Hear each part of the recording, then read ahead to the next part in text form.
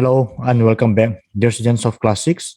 Today, let us continue on the chapter number 4, the four cities. In the last online class, we have already started on this chapter. So, since we haven't completed yet, so we will be moving on to this chapter again. Okay, in the previous class, we have stopped till their Indus cities and their features. But today, we will continue from this town planning. Town planning during this Indus Valley civilizations period. Town planning. Town planning is one of the most unique features of the Indus Valley civilizations. Most of the cities seems to be divided into two parts. That is the citadel, which was located on a raised ground. It means on the high ground, high areas, and the lower town located at the lower head. If you can see, if you look at the picture there, you can see the difference between this citadel and lower town. On the upside, there you can see the citadel, and below there you see the lower town. This citadel, it was raised part of the city. It was often described as a fort or administrative block, where it is a governing body, and the walls provided protection against flood. During floods, these walls protected during floods. The citadel consisted of important buildings like granary and the assembly or town hall. The granary at Mohenjo-daro was the largest building of the city. In Harappa, there was many six granaries. These were circular brick platforms for threshing grain. Near these granaries, cracked grains found on a threshing floor shows that Harappans grew wheat and barley. Since there was a proof that there was a granaries found in the Harappan site, it is believed that the Harappans grew wheat and barley. And coming to the next is the lower town. The lower town was located below the citadel, where probably the common people lived, and it was divided into rectangular blocks by wide roads, and these roads run from north to south and east to west. And here the remains of the bricks of houses can be seen. The drainage system was praiseworthy provisions were made for street lining. And on the next we have this great bath. Great bath. When we say great bath, it is a place where the priests and the rulers may have take bath, may have cleaned themselves before religious ceremonies. Hence, it is called a great bath. And this was a pool built of mud circles. It was sealed with a sort of tar and had a drain for keeping it clean. And there were two flights of steps to enter into the pool. A well discovered on the eastern side is supposed to have been used to fill the pool. And not only that, the houses, how the Indus Valley people build their houses is that there were 1 or 2 story high. Nowadays, we call it floor, first floor, or second floor. The ancient days, during this period also, they have built a building into 2 story or 1 or 2 story. All the houses were made of baked bricks of uniform size, means size which is of same bricks. Every house had 2 or more rooms, a bathroom, a kitchen, circular ovens, and a courtyard. The houses were also provided with doors and small windows. They had thick walls that kept the houses cool. Windows did not open into the main street, due to which the houses were free from dust and noises. Roofs of the houses were flat, and most of the houses had wells, bathrooms, and drains. That is how the people build their houses and how they live. And on the next, we have drainage. When we say drainage, it is a place for releasing water or for removing the dirt particle from our house. If you happen to see around the town there, you can see the canals which are passing nearby the road. That is also a part of drainage. And the drains in the civilizations were made of bricks, and the kitchen, the bathroom, drains leading out the alleys. The main drain ran alongside the main roads and was lined with bricks. Most of them were covered with slabs of stones. The drains were clean. Periodically, they were connected to the main drain in the street. And this drain was also cleaned periodically or regularly, so that you could not avoid any flood or any dirt to the nearby towns. And the occupations of these Indus Valley civilization people were mainly farmers, weavers, potters, metal workers, toy maker, jewelers, stone cutters, and traders. Even at this time of Indus Valley civilization, agriculture was the most important occupation because of the fertile of the soil.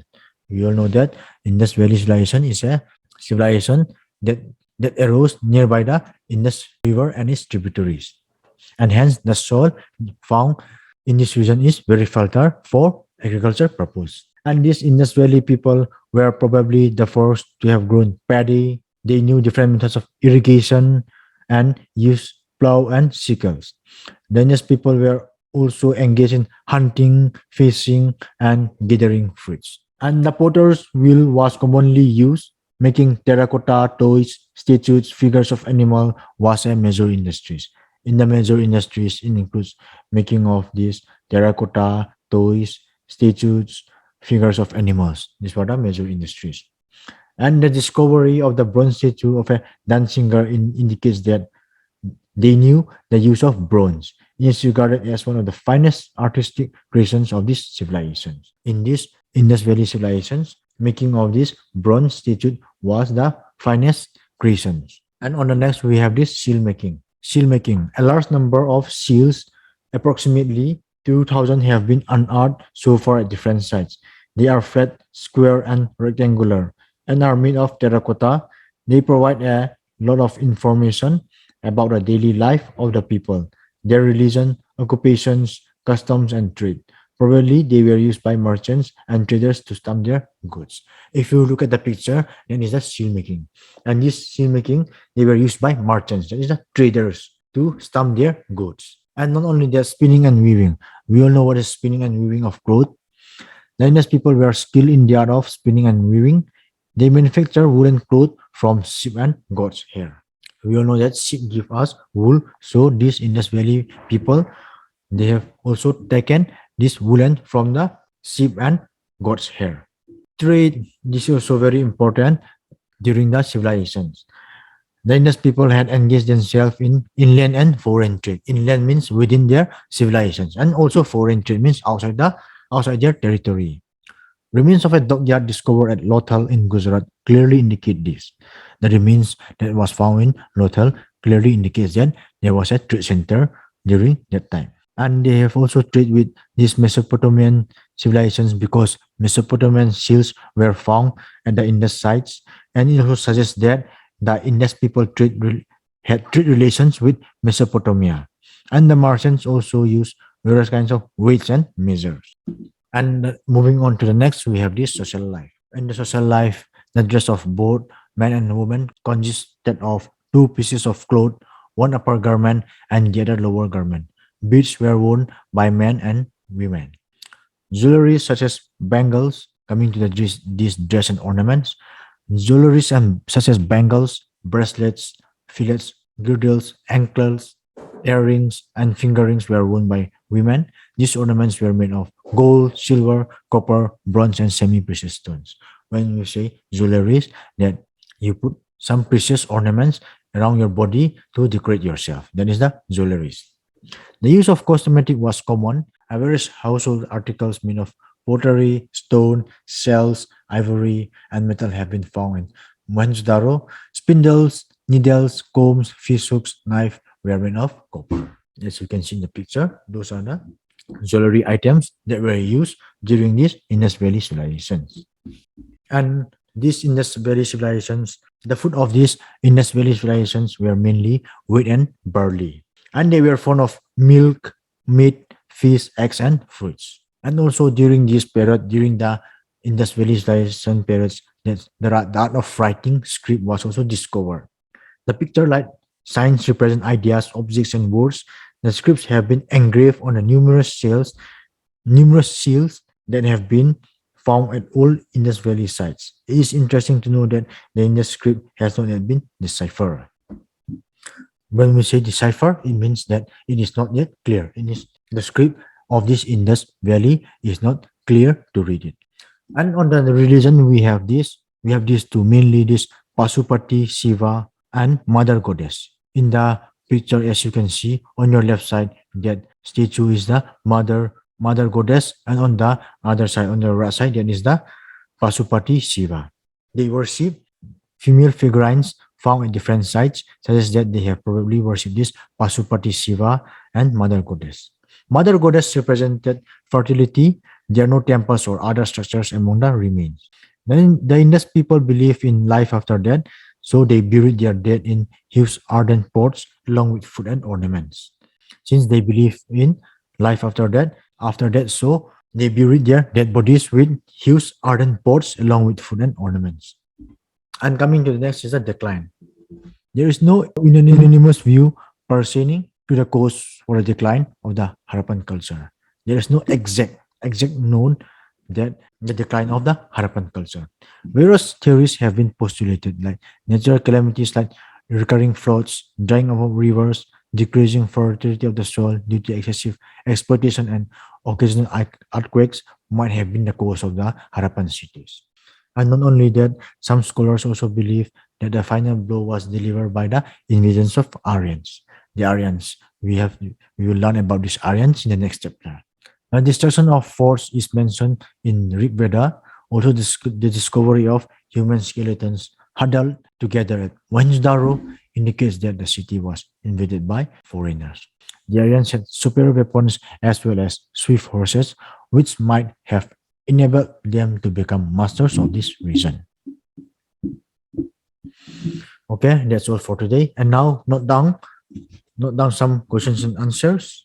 Note down carefully so that this will be asked in your upcoming promotional exams. Question number 1.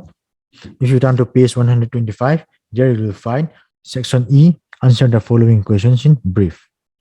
Question number 1. Describe the Great Bath. The Great Bath was a pool.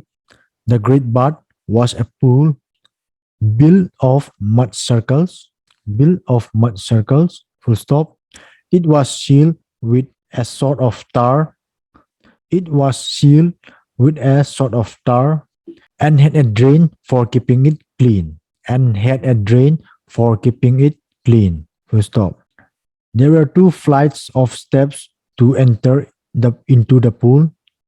There were 2 flights of steps to enter into the pool. Full stop. A well discovered on the eastern side.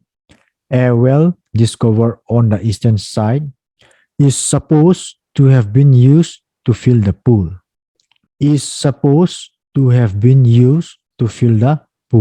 Full stop. Priests and rulers may have bathed here before religious ceremonies. Priests and rulers may have bathed before religious ceremonies. Question number 2. Describe a seal. Okay, answers. Write down. Seals are flat, comma, square and rectangular, comma, and are made of terracotta. Terracotta. Terracotta. Full stop. They provide a lot of information. About the daily life of the people. Their religion, comma, they provide a lot of information about the daily life of the people, comma, their religion, comma, occupations, comma, customs and trade, full stop. Probably they were used by merchants and traders. To stamp their goods. Question number 4. Name the 2 parts into which the Harappan cities were divided. Answer. The citadel, comma, which was located on a raised ground, comma, and the lower town, located at a lower height. Full stop. Question number 5. List any 4 occupations of the Harappan people. Answers. Farming, comma, pottery, pottery, comma, seal making and weaving, weaving, weaving, full stop. Okay, that's all for today. If you have any doubts, you can call me or you can chat me. Thank you.